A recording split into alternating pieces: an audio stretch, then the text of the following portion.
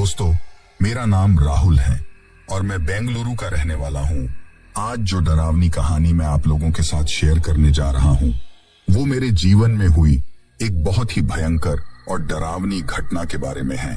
उस डरावनी घटना के होने के बाद मुझे मेरे जीवन में एक चीज तो समझ में आ गई है कि अगर आपके साथ कभी कुछ गलत होना होता है तो वो होकर ही रहता है, चाहे आप उस चीज के लिए कितना ही सतर्क होकर चलो। लेकिन जिस वक्त जो घटना आपके साथ होनी होती है उसको कोई भी नहीं टाल सकता।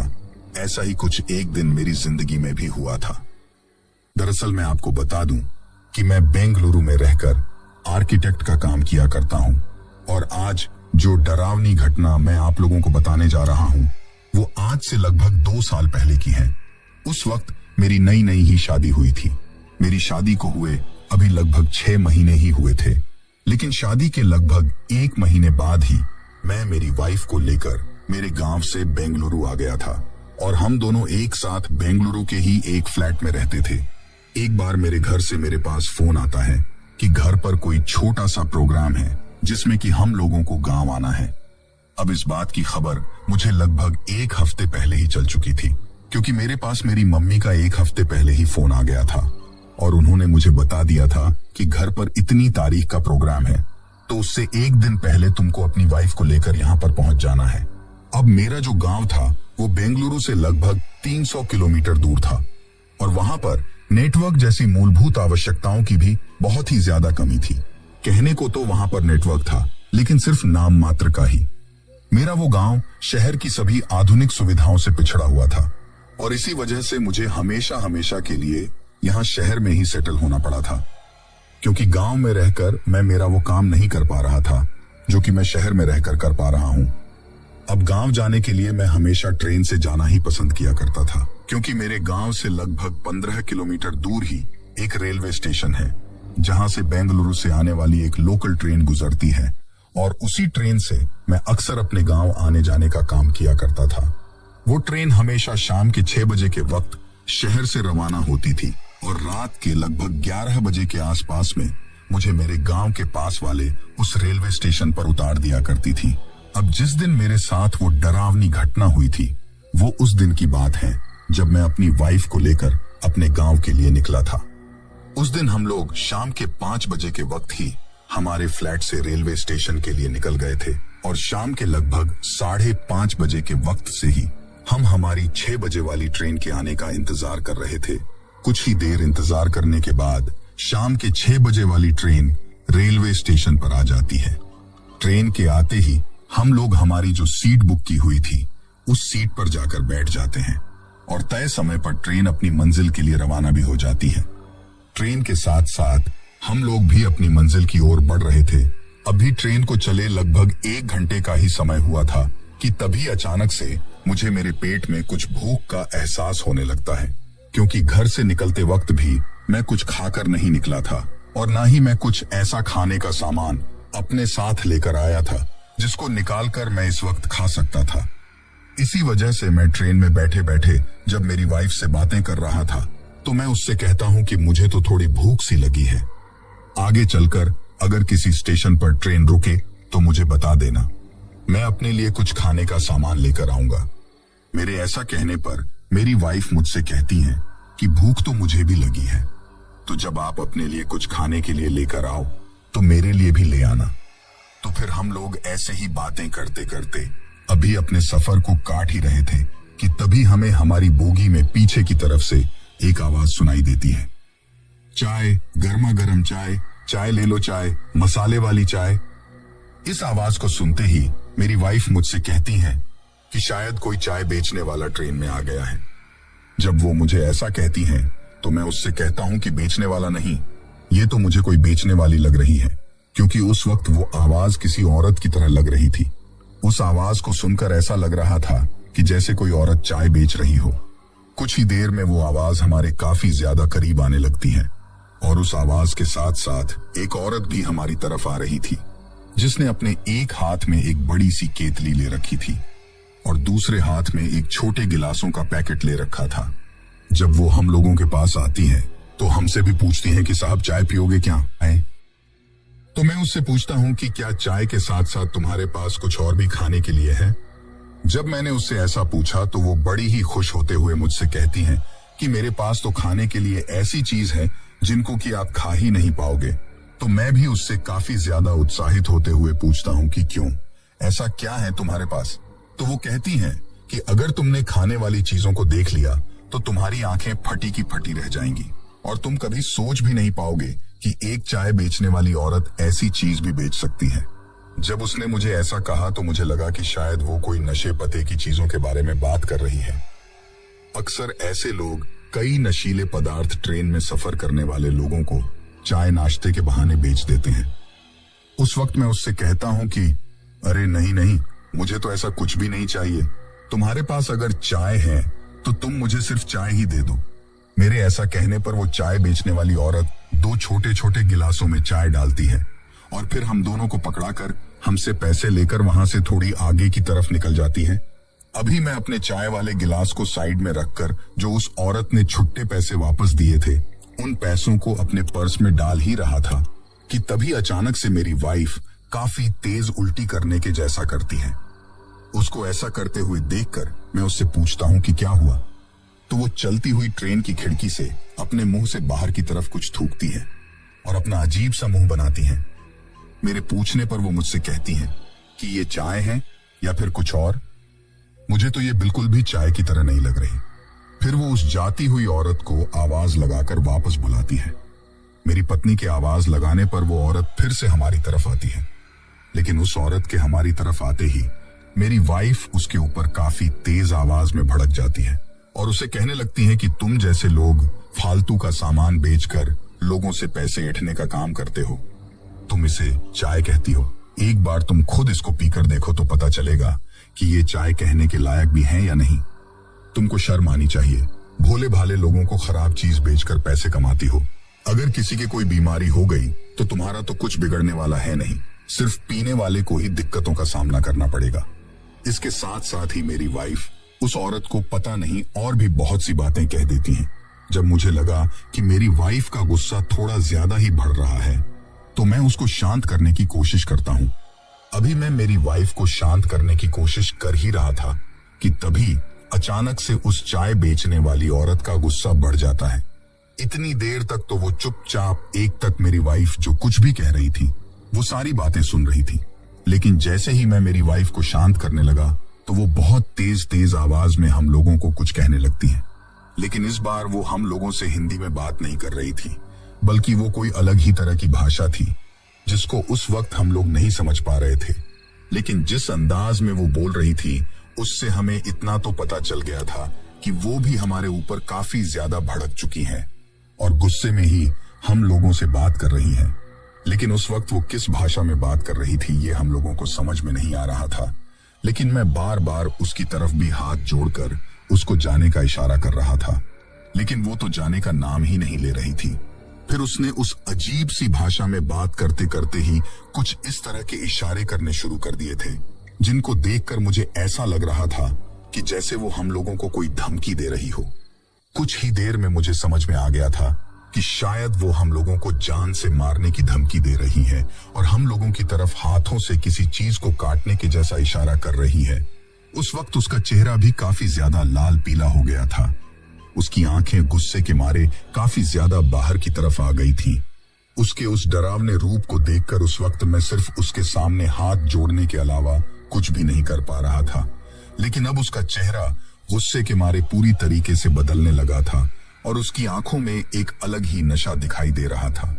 लेकिन लास्ट में जाते वक्त भी वो बार बार अपने हाथों से कुछ इशारा करते हुए हम लोगों को धमकी देकर वहां से चली जाती है। लेकिन जाते वक्त भी वो बार बार पलटकर हम लोगों की तरफ देख रही थी। उसके जाने के बाद मैं मेरी वाइफ को थोड़ा समझाने लगता हूँ कि ऐसे अनजान लोगों पर इस तरीके से मत भड़का करो, क्या पता कब और कहां कोई इंसान उस चीज का बदला हम लोगों से निकाल ले।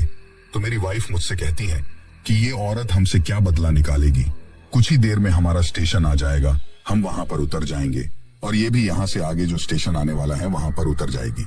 मेरी वाइफ मुझसे कहती है कि तुमने देखा नहीं उसने कितनी खराब चाय हम लोगों को पिलाई है, पता नहीं उसने इस चाय में ऐसा क्या मिलाया था जिसकी वजह से इसका स्वाद इस तरह का हो गया है।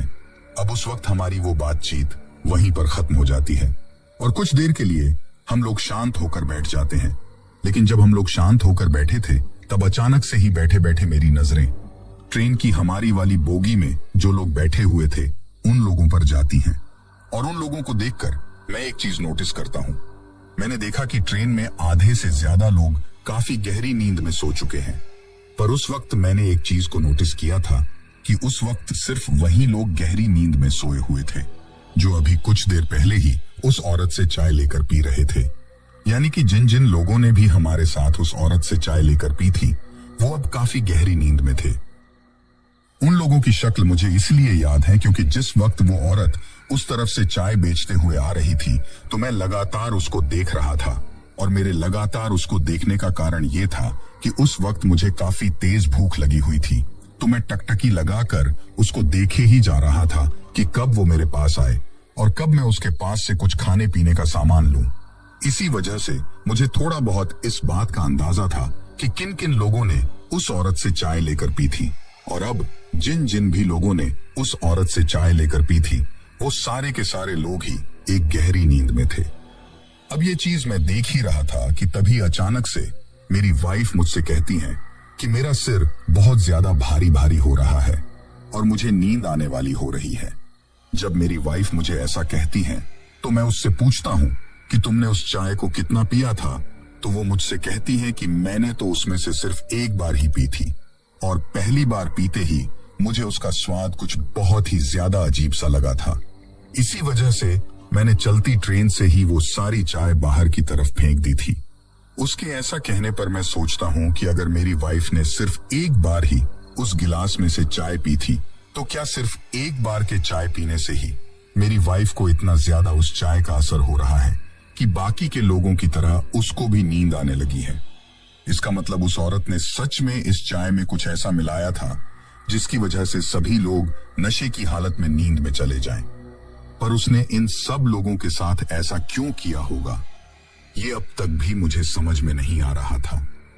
लेकिन फिर कुछ ही देर में मेरी वाइफ के साथ साथ मुझे भी नींद आ जाती है और हम दोनों वहीं ट्रेन में ही सो जाते हैं। लेकिन जब मैं ट्रेन में सो रहा था तो सोते सोते ही अचानक से जब मैं सांस ले रहा था तो मेरे सांस के साथ ही मुझे एक ऐसी स्मेल महसूस होती है जो कि कुछ जानी पहचानी थी।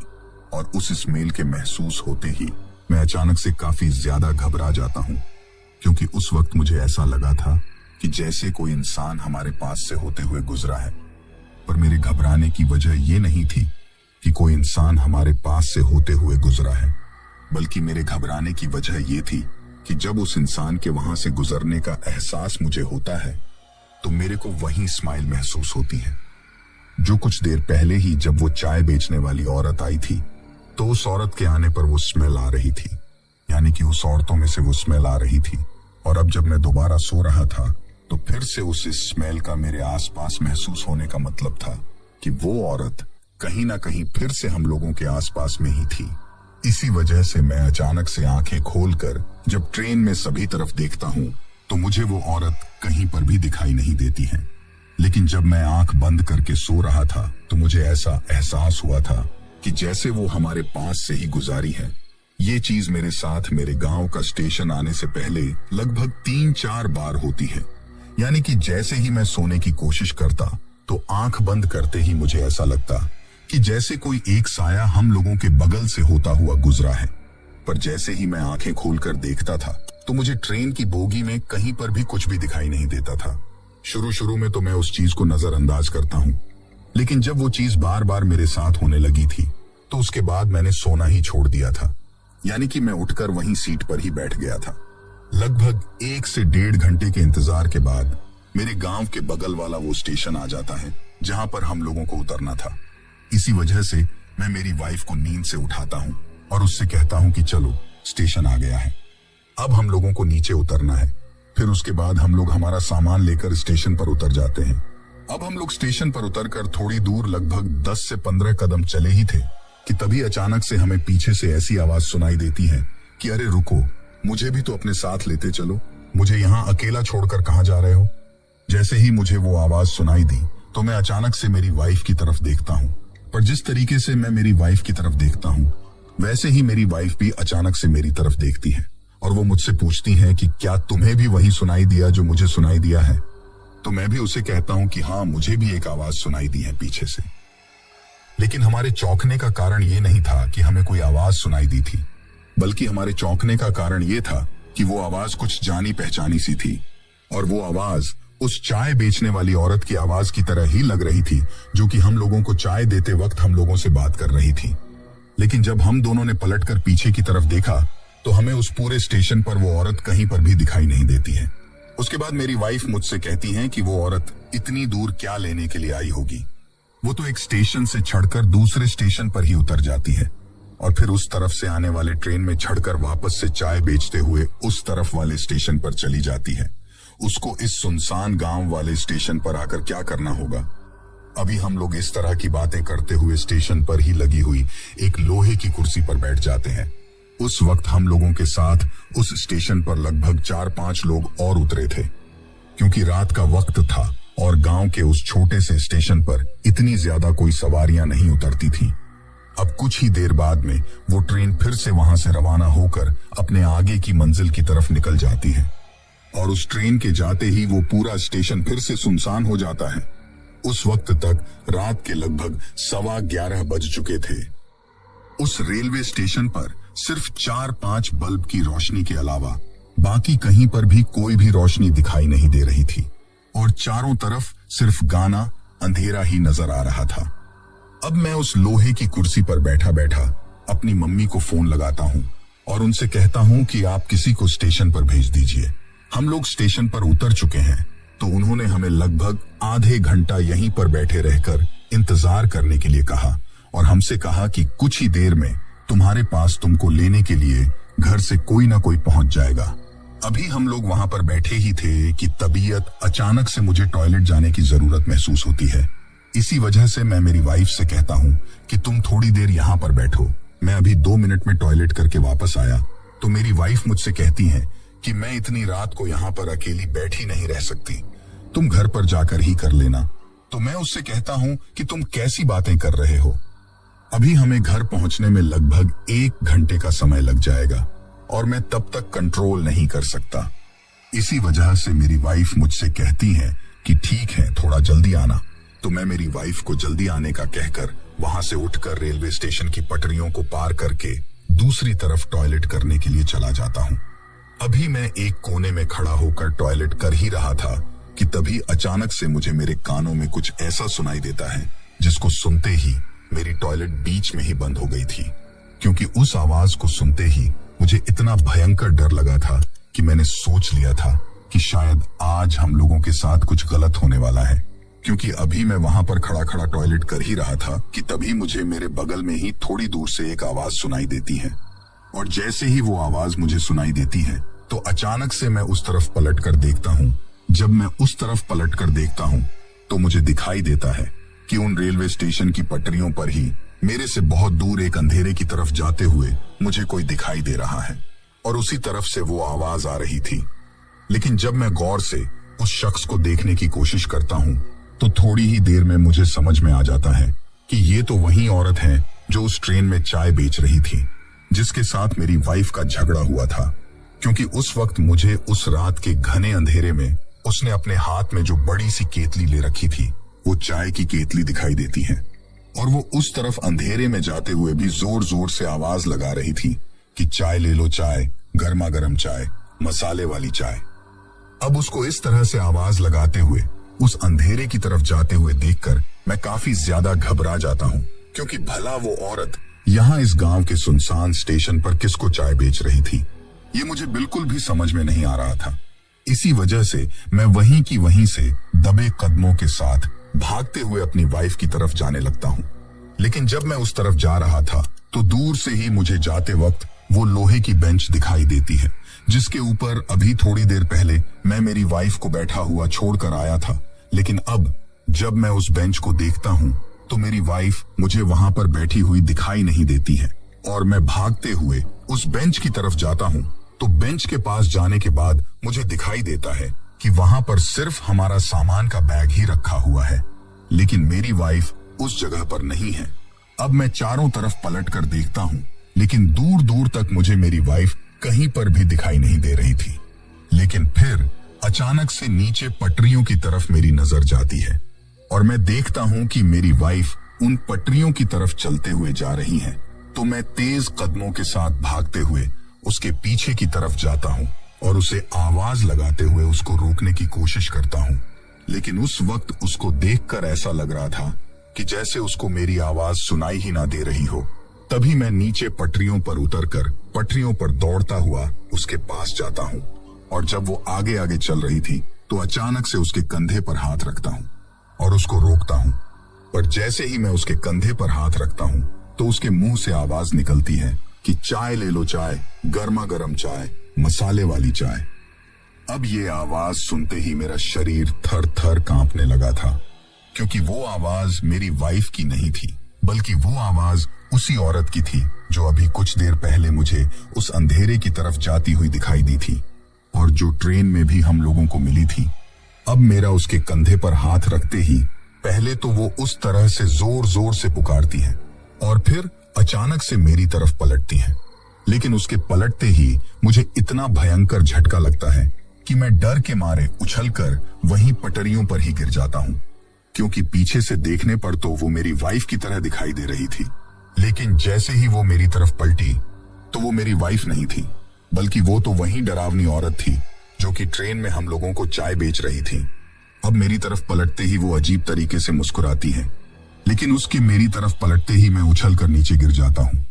पर मेरे नीचे गिरने के बाद भी मेरी तरफ पलटने के बाद वो एक बार फिर से उसी आवाज में जोर जोर से अपने हाथ में ली हुई केतली को मेरी तरफ करके मुझसे कहती हैं कि चाय ले लो, चाय, गर्मा गर्म चाय, मसाले वाली चाय। और ये बात बोलकर अजीब तरीके से मुस्कुराने लगती है।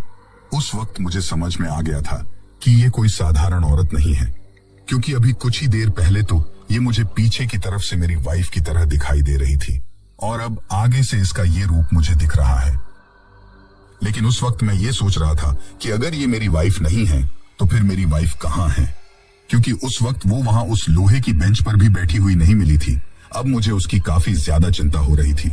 मैं ये सोच ही रहा था कि तभी अचानक से वो औरत मेरे सामने से गायब हो जाती है और वहां पर बिल्कुल अंधेरा हो जाता है। चारों तरफ मुझे कुछ भी दिखाई नहीं दे रहा था। लेकिन उस वक्त तक मैं इतना ज्यादा डर चुका था कि मेरे पूरे बदन पर काफी तेज पसीना आ चुका था। लेकिन फिर मैं किसी तरह से अपने आप को संभालते हुए वहां से उठता हूं। लेकिन जैसे ही मैं उठता हूं तो मुझे दिखाई देता है कि अब वो औरत उसी तरफ जा रही है जिस तरफ वो लोहे की बेंच लगी हुई थी और जहां पर हमारा वो सामान का बैग भी रखा हुआ था। लेकिन जब मैं उसको जाते हुए देखता हूं तो मुझे दिखाई देता है कि उस लोहे की बेंच पर मेरी वाइफ वहीं की वहीं बैठी हुई है। तो ये चीज देखकर मैं फिर से सोच में पड़ जाता हूं कि आखिर ये कैसे हो सकता है।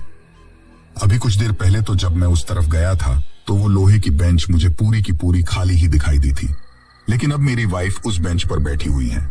लेकिन जिस तरफ से वो डरावनी औरत उस बेंच की तरफ जा रही थी उस तरफ मेरी वाइफ की पीठ थी और दूसरी तरफ मुंह था। इसी वजह से उसको उस औरत के आने का पता नहीं चल रहा था। लेकिन वो औरत बड़े ही अजीब तरीके से चलते हुए मेरी वाइफ की तरफ जा रही थी। अब उस औरत को मेरी वाइफ की तरफ जाता हुआ देखकर मैं काफी ज्यादा डर जाता हूँ, क्योंकि मुझे पता चल चुका था कि ये कोई साधारण औरत नहीं है और ये मेरी वाइफ को कोई ना कोई नुकसान पहुंचा सकती है। इसी वजह से मैं वहां से काफी तेज कदमों के साथ चलते हुए पहले तो पटरियों से ऊपर की तरफ चढ़ता हूँ और फिर अपनी वाइफ को बचाने के लिए उसकी तरफ दौड़ता हूँ। लेकिन जब तक मैं दौड़कर उसके पास पहुंचता उससे पहले ही वो डरावनी औरत पीछे से उसके सिर के बालों को पकड़कर उसको घसीटते हुए अपने साथ लेकर जाने लगी थी। अब ये चीज देखते ही मैं काफी ज्यादा घबरा जाता हूँ और मैं बहुत तेज दौड़कर उस औरत के पास पहुंचकर उसके हाथों से अपने वाइफ के सिर के बालों को छुड़ाने की कोशिश करता हूँ। लेकिन तब वो अचानक से ही मेरी वाइफ के सिर के बालों को तो छोड़ देती है, लेकिन बहुत ही तेज और तीखी आवाज में अजीब तरीके से हंसने लगती है और हंसते हंसते ही हम लोगों की तरफ फिर से मुंह को आगे की तरफ निकाल कर कहती हैं कि चाय ले लो, चाय, गर्मा गर्म चाय, मसाले वाली चाय। उसको इस तरह से हमारे साथ करते हुए देखकर हम लोग काफी ज्यादा डर गए थे और ये बात बोलते बोलते ही उसका हुलिया पूरी तरीके से बदल गया था। अब वो एक साधारण औरत से किसी डायन की तरह दिखाई दे रही थी। उसका चेहरा पूरी तरीके से झुर्रियों से भरा हुआ दिखाई दे रहा था। साथ ही उसकी आंखें पूरी तरीके से लाल हो गई थीं और उसके होंठ अब किसी कोयले की तरह जले हुए दिखाई दे रहे थे।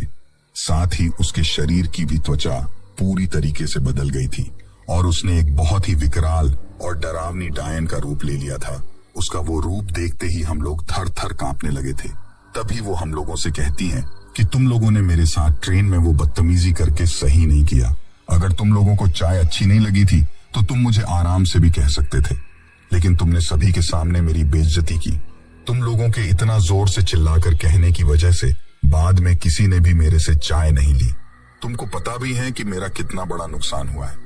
ये चीज कहते ही वो उस चाय की केतली को हमारी तरफ करके कहती हैं कि तुम जानना चाहते थे ना कि मैं इस केतली में क्या बेच रही हूँ, क्योंकि तुमको तो वो चीज चाय की जैसी नहीं लग रही थी, तो मैं तुमको दिखाती हूँ कि मैं इस केतली में ऐसा क्या रखती हूँ जो चाय के नाम पर मैं लोगों को पिलाती हूँ। हम लोगों से ये बात कहते हुए वो उस केतली को हमारी ओर करके ऊपर की तरफ उठाती हैं और उसका ढक्कन खोलकर उसको उल्टा कर देती हैं। जैसे ही वो उस केतली को उल्टा करती है तो उस केतली में से कुछ लाल लाल खून की तरह निकलकर बाहर की तरफ गिरने लगा था और उस खून के साथ साथ ही अचानक से उस केतली में से कोई ऐसी चीज निकलकर बाहर गिरी थी जिसको देखते ही हम लोग डर के मारे दोनों के दोनों ही उछलकर 2 कदम पीछे हो गए थे, क्योंकि उस केतली में से कुछ और नहीं बल्कि एक छोटे बच्चे की कटी हुई मुंडी निकलकर बाहर गिरी थी।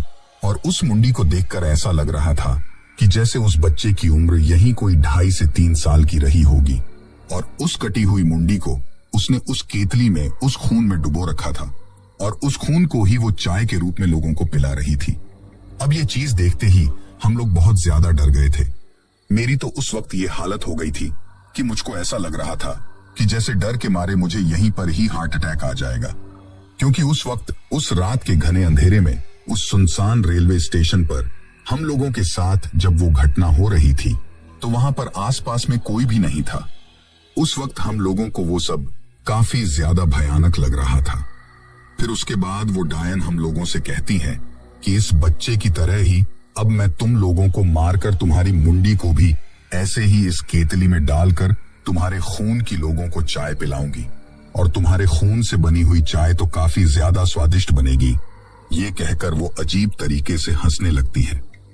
उस वक्त मेरी वाइफ की तो ये हालत हो गई थी कि उसको तो देखकर ऐसा लग रहा था कि जैसे वो तो अभी कुछ ही देर में बेहोश होने वाली है, लेकिन उस वक्त मैं वहां पर कुछ भी नहीं कर सकता था, क्योंकि मेरी तो खुद की ही हालत ऐसी हो रखी थी कि मुझे समझ में ही नहीं आ रहा था कि मैं आखिर ऐसा क्या करूं जिसकी वजह से हम लोग इस डायन के चंगुल से बचकर निकल जाए। तभी उस डायन ने अचानक से ही अपने हाथ में पकड़ी हुई उस केतली को वहां पर जोर से फेंक दिया और उस केतली को फेंकने के बाद वो अचानक से ही मेरी वाइफ की तरफ लपकती है और मेरी वाइफ की तरफ लपक कर उसके सिर के बालों को पकड़ लेती है और उसको मेरी तरफ से अपनी तरफ खींच लेती है। उस वक्त मेरी वाइफ दर्द के मारे काफी तेज तेज चिल्ला रही थी और मुझसे कह रही थी कि मुझे बचा लो, लेकिन तभी वो डायन मुझसे कहती हैं कि इसी ने मुझे उस ट्रेन में इतना ज्यादा सुनाया था ना, इसका तो अब मैं वो हाल करूंगी कि इसकी रूह अपने आने वाले 7 जन्मों में भी ये याद रखेगी कि इसका किससे पाला पड़ा था। अब वो बात बोलकर वो मेरी वाइफ को काफी तेज गति में वहां से घसीटते हुए लेकर जाने लगी थी। वो जिस तरफ मेरी वाइफ को घसीटते हुए लेकर जा रही थी उस तरफ उस रेलवे स्टेशन से आगे सिर्फ अंधेरा ही अंधेरा था, लेकिन मैं चाह कर भी वहां से हिल नहीं पा रहा था। बस एक तक किसी खंबे की तरह खड़ा होकर लगातार उस औरत को मेरी वाइफ को घसीटकर ले जाते हुए ही देख रहा था। फिर थोड़ी ही देर में जब वो मेरी वाइफ को घसीटते हुए ले जा रही थी तो आगे चलकर अंधेरे में गायब हो जाती है, लेकिन मैं तब तक भी अपने शरीर के किसी भी अंग को नहीं हिला पा रहा था। मेरा शरीर वहीं की वहीं अकड़ गया था। लेकिन फिर अचानक से ही मुझे उस रेलवे स्टेशन पर मेरे पीछे की तरफ से एक रोशनी सी आती हुई दिखाई देती है और कुछ ही देर में मेरे पास एक बाइक आकर रुकती है। उस बाइक पर कोई और नहीं बल्कि गांव से मेरे ताऊजी का ही लड़का बैठा हुआ था, पर उसको मेरे पास आकर रुकने के बाद भी मैं वैसे की वैसे ही एकटक उस तरफ देखे जा रहा था जिस तरफ वो डायन मेरी वाइफ को उस अंधेरे में लेकर गई थी। तो वो मेरे ताऊजी का लड़का मुझसे पूछता है कि अरे भैया क्या हुआ, आप इस तरीके से यहाँ पर क्यों खड़े हो। लेकिन मैं उसको कोई भी जवाब नहीं देता हूँ।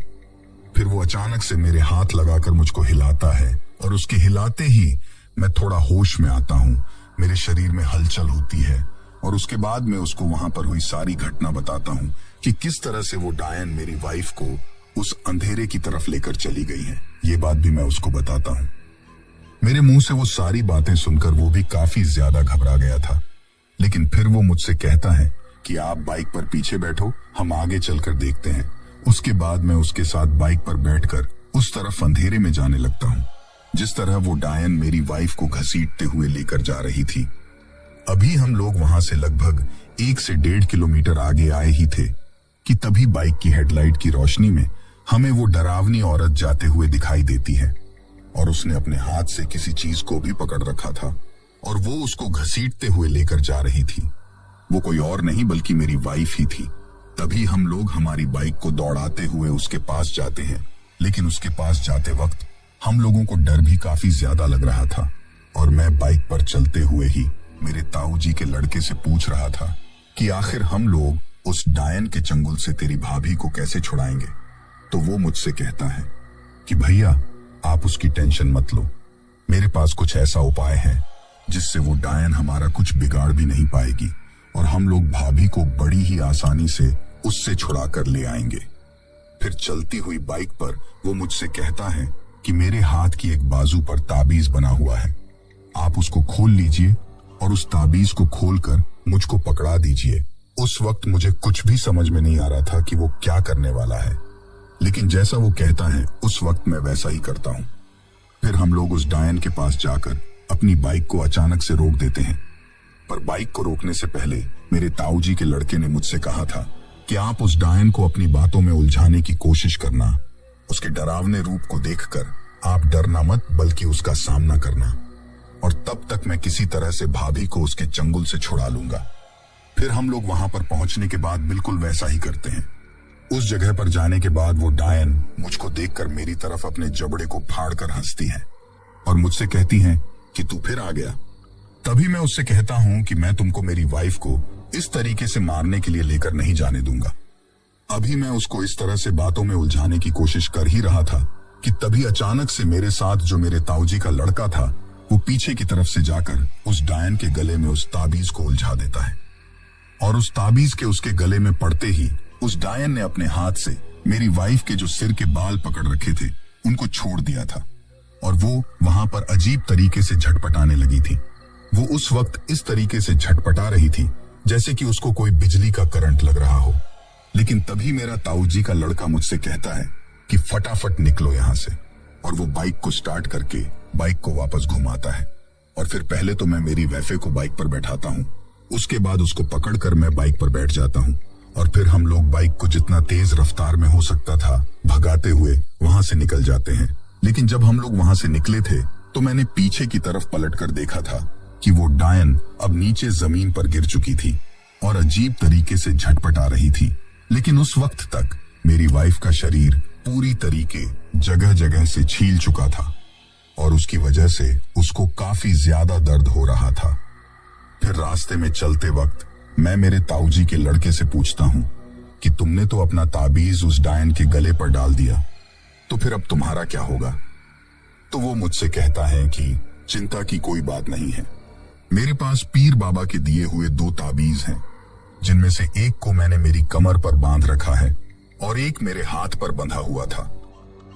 फिर उसके बाद हम लोग किसी तरीके से हमारे गांव में घर पर पहुंचते हैं और घर पर जाते ही हमारे साथ जो कुछ भी हुआ था वो हम हमारे घर वालों को बताते हैं। तो उस वक्त जो प्रोग्राम हो रहा था उस पूरे प्रोग्राम में हमारी बात को सुनकर सन्नाटा छा जाता है और एक भीड़ हम लोगों के चारों तरफ हो जाती है। फिर उसके बाद हमारे घर वाले हमारे ऊपर कई टोटके करते हैं ताकि उस डरावनी डायन की आत्मा फिर से हमारा पीछा ना करे। उस रात तो पीर बाबा के उस ताबीज की वजह से मेरी वाइफ की और मेरी जान बच गई, वरना हम लोगों के साथ उस रात कुछ भी हो सकता था। तो दोस्तों, ये थी हमारी आज की कहानी। कहानी आपको कैसी लगी है आप मुझे कमेंट बॉक्स में कमेंट करके जरूर बताना।